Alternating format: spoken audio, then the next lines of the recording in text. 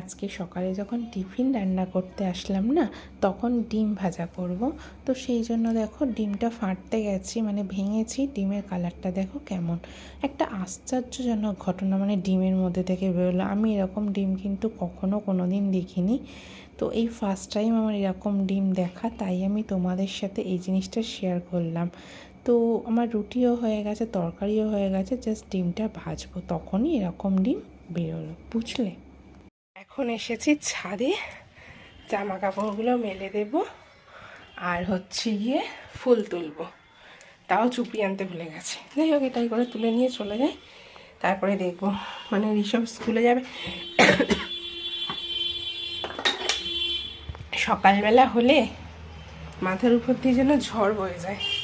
মানে স্নান করে, আজকে স্নান করিনি, ঘুম থেকে উঠে কাজ বাজ সেরে বাসি জামা কাপড় ধুয়ে আর তাড়াতাড়ি করে টিফিনটা রান্না করে দিয়েছি, কারণ স্কুল যাবে। আর আজকে আমার উঠতে লেট হয়ে গেছে, 8:30টার সময় ঘুম থেকে উঠেছি, ঘুমিয়ে পড়েছি। তো সেই জন্য এখনও স্নান করা হয়নি, জাস্ট কোনো রকমের জামা কাপড়টা ছেড়ে ঋষভকে এটা দিয়েছি, তোমার টিফিনটা করে দিয়েছি, দিয়ে ওকে খেতে বসিয়ে এখন এসেছি ছাদে ফুলগুলো তুলবো। আর আলামও খাচ্ছে, খাক, আর ফুলগুলো তুলবো আর হচ্ছে গিয়ে জামা কাপড়গুলো মেলে দেবো, দিয়ে তারপর নিচে গিয়ে ঠাকুরঘরটা পারলে পরিষ্কার করব, না হলে ওকে রেডি করে স্কুলে পাঠিয়ে তারপরে করব। যতক্ষণ না স্কুল যায় ততক্ষণ ঝড় বয়। তো যাই হোক, চলো আমি ফুলগুলো তুলে নিই, পরে আসছি। এত গরম পড়েছে, এই গরমে না সকাল বিকেল দুবেলাই গাছে জল দিতে হয়। যদি না গাছে জল দেওয়া হয় না, গাছ সকাল বিকেল জল দিয়েও কিন্তু গাছ শুকিয়ে যাচ্ছে। তো আমি আজকে গাছে জলটা এখন দিতে পারবো না, কারণ এখন দেরি হয়ে যাবে, ঋষভ স্কুল যাবে অনেক কাজের দ্বারা, তাই আমি দেব হচ্ছে বিকেলে। তো সেই হচ্ছে কথা। আর এত পরিমাণে রোদ্দুর উঠে গেছে, মোটামুটি এখন যেহেতু মানে মোটামুটি 6টা 6:30 বাজলেই কীরকম একটু রোদ্দুর মতন বেরিয়ে যায় পুরো একদম।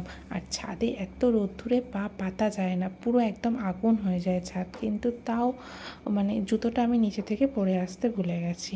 আর এই রোদ্দুরের মধ্যে ফুল তোলা খুবই কষ্ট। আর যেহেতু খুব সকালে, মাঝে মাঝে ভাবি যে খুব সকালবেলা ঘুম থেকে উঠেই আগে ফার্স্টে ফুলটা তুলে নেব, কিন্তু হয় না। কেন বলো তো? কারণ বাসি জামা কাপড় থাকে, আর বাসি জামা কাপড়ে ফুল তোলাও যায় না, তারও একটা অসুবিধা থাকে। তো সেই জন্য বাসি কাজ সেরে স্নান করে তারপরে হচ্ছে গিয়ে ফুল তুলতে হয়।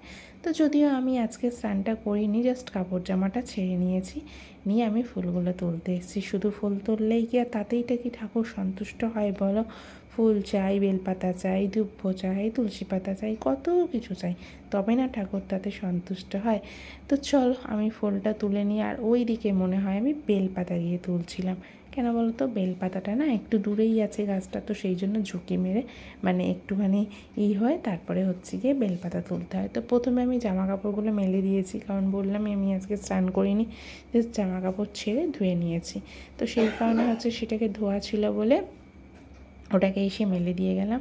আর এত পরিমাণে মানে গরম আর রোদ্দুর থাকে, আর মানে পা পাতা যায় না, কি করব সেটাই বুঝতে পারি না ছাদে এসে। তো মাঝে মাঝে যখন তাড়াতাড়ি হয়ে যায় তখন একটু তুলি, কিন্তু আজকে ওই যে বললাম আজকে ঘুম থেকে উঠতে লেট হয়ে গেছে। তো ঘুম থেকে ওটা একটা জিনিস দেখবে, আমরা যখন ঘুম থেকে লেট করে উঠি তো সমস্ত কাজই আমাদের এক এক করে লেট হতে থাকে।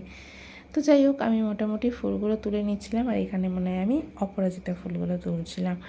তো এবারে হচ্ছে নিচে গেলে কত কাজ, ফুল তুলে গিয়েই মোটামুটি 10 মিনিট মতন মানে বসে থাকতে হবে, কারণ এত গরম 10 মিনিট ফ্যানের তলায় বসলে তারপরে একটুখানি গাটা ঠান্ডা হলে তারপরে মনে হয় যে হ্যাঁ ঠিক আছে, চলো এবার হচ্ছে কাজ করা যেতে পারে, এরকম একটা অবস্থা। তো তাই হলে ওকে গিয়ে কি আর হবে, এখন যেতে হবে ঋষভকে এই খাবার দিতে হবে, ও খাবে, তারপরে আবার টিফিন নিয়ে টিফিন গোছাতে হবে, ব্যাগ গোছাতে হবে, ওরে বাবা রে কত কাজ।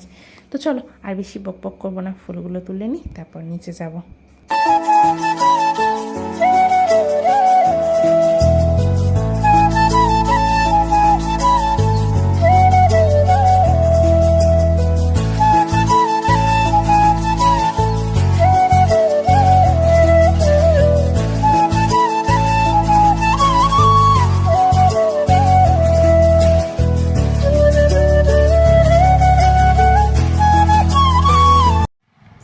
ফুল তোলা কমপ্লিট। আর আজকে চুপড়ি আনতে ভুলে গেছি, তার জন্য এইটার মধ্যে করে ফুল তুলেছি।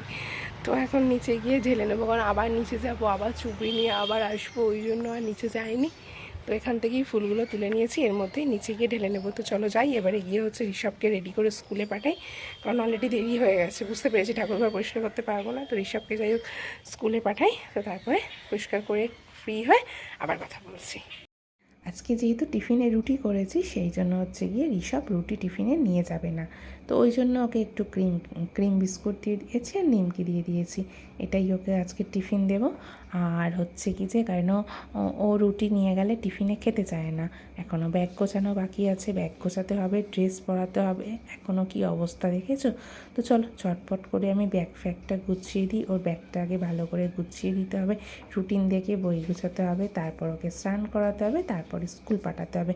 তো চলো পরে আসছি তোমাদের সাথে ফের কথা বলতে। সেই যে তোমাদের সাথে কথা বললাম, স্কুল চলে গেল, তারপরে পুজো করে এত জোর টিফিন খিদে পেয়েছে, টিফিন খেয়ে নিয়ে তারপরে ভাবলাম তাড়াতাড়ি করে রান্না করে নিই।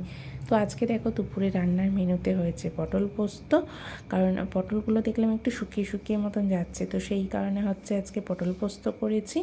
আর তাড়াতাড়ি ভাবলাম এই কারণেই রান্নাটা করে নেবো, কারণ প্রচণ্ড গরম পড়ে গেছে, বেলায় রান্নাঘরে থাকা যায় না।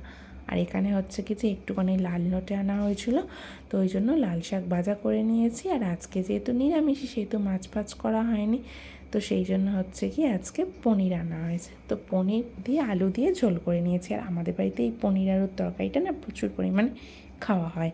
তো ঋষভের জন্যও আলাদা তুলে রেখেছি, দেখিয়ে দিয়েছি। তো চলো, ঋষভের স্কুল থেকে আসার সময় হয়ে গেছে, ও